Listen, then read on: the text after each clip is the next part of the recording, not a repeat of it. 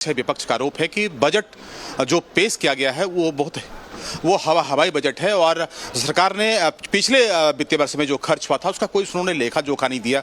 किस विभाग में कैसे खर्च किए गए थे, इस बात को लेकर थोड़ा विपक्ष को नाराजगी भी है और कहना है कि सरकार ने जो बजट बनाया है उसके कोई आधार नहीं दिख रहा है। हमारे साथ में चंपई सोरेन हैं जो कि सूबे के मंत्री हैं, ट्रांसपोर्ट मिनिस्टर हैं, उनसे जानने की कोशिश करेंगे कि इस बार बजट में इनके तरफ से कैसे लग रहा है और क्या बजट है ये। देखिए, बजट बड़ा संतुलन है और झारखंड वासियों के लिए है और हम लोग 20-22 साल से हम लोग देखते आए हैं। 18-20 साल कोई इसी सदन में बजट लाने का काम किया विपक्ष। अगर उनको बहुत अच्छा लगता था तो आज झारखंड प्रदेश विकास का सीढ़ी से नीचे नहीं रहता, ऊपर रहता। इसीलिए 22 साल के बाद ये बजट झारखंड के हित के है, सभी वर्ग के हित में है और आगे बढ़ने के लिए एक रास्ता खुल गया है कि झारखंड अब पीछे में नहीं रह गया। इस प्रदेश ये भी अग्रिम प्रदेश में गिनती में आएगा।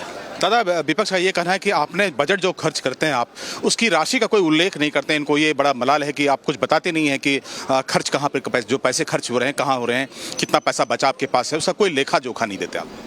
देखिए, ये कोई छिपाने नहीं सकता है कोई। हमने कितना खर्चा किया, कितना नहीं खर्चा। कल अनुपूरक बजट के समय वित्त मंत्री अपना कहा गया कि हमने 68% से ज़्यादा हमने खर्चा किया है और एक एक विभाग का वहाँ पर अपना दर्शाया गया है। ये छिपाने का जगह नहीं है। हम भी अगर छिपाने प्रयास नहीं हो सकता है क्योंकि वो तो फाइल में है, अंकित है। इसीलिए ये बजट बड़ा संतुलन है और झारखंड के हितों के लिए है, झारखंड को प्रोग्रेस लाने के लिए बजट है, सभी वर्ग को ध्यान में रखते हैं। दादा, संथाल के विधायक हैं अनंत ओझा जी, ये भी पास में खड़े हैं। हम इनसे जानेंगे कि जो दादा चंपई सोरेन बता रहे थे उनके इन बातों में कितना दम है। नहीं, सचमुच में जो आदरणीय मंत्री जी चंपई सोरेन बोल रहे थे, वास्तव में हम सबको भी आशा थी।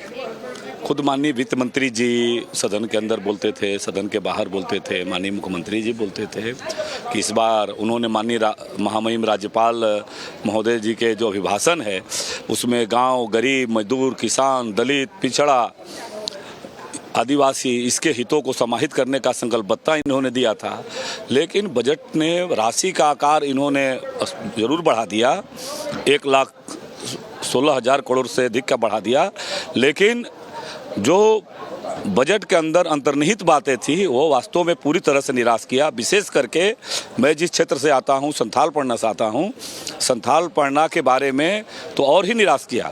साहेबगंज, पाकुड़ जैसे ज़िले जिसके बारे में जहाँ से माननीय मुख्यमंत्री जी आते हैं, संसदीय कार्य मंत्री आते हैं, इस सदन इस बात का साक्षी है कि सदन में जब हम सत्ता में थे और आप विपक्ष में थे, उस समय से वहाँ मेडिकल सुविधा उपलब्ध कराने की मैं मांग करता रहा। और मेडिकल कॉलेज के बारे में पिछले बार सरकार ने कहा भी था कि हम सबसे सुदूरवर्ती क्षेत्र में मेडिकल कॉलेज के बारे में बात करेंगे। लेकिन आज बजट ने निराश किया कि संथाल पढ़ना के विकास के बारे में, कोल्हान क्षेत्र के विकास के बारे में, पलामू प्रमंडल के विकास के बारे में इनके पास कोई बजट में दृष्टि नहीं दिखाई दे रहा है। 2 ये मेडिकल कॉलेज खोल रहे हैं, 2 मनोचिकित्सा केंद्र खोल रहे हैं, यानी कि CIP टाइप का ऑर्गेनाइजेशन खोलेंगे। तो राज्य सरकार तो 4-4 मेडिकल कॉलेज लाने की योजना नहीं, आप देखिए, यह तो भारत सरकार के आकांक्षी जिला योजना के तहत एक योजना है और उस आकांक्षी का आप बोकारो का उठा करके पहले से देख लीजिए आपकी उसके बारे में पूर्ववर्ती सरकार ने क्या निर्णय लिया था।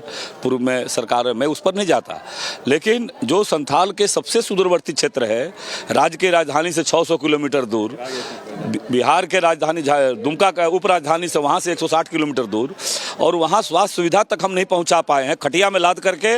और आज भी लोग स्ट्रेचर के लिए और खाट के लिए लोग परेशान रह रहे हैं। दादा, इन्होंने बड़ा गंभीर आरोप लगाया है कि संथाल में आज भी लोग खटिया पे लेके आते हैं लोगों को बिस्तर पे, वहाँ पर कोई एम्बुलेंस नहीं है, कोई सुविधा नहीं है।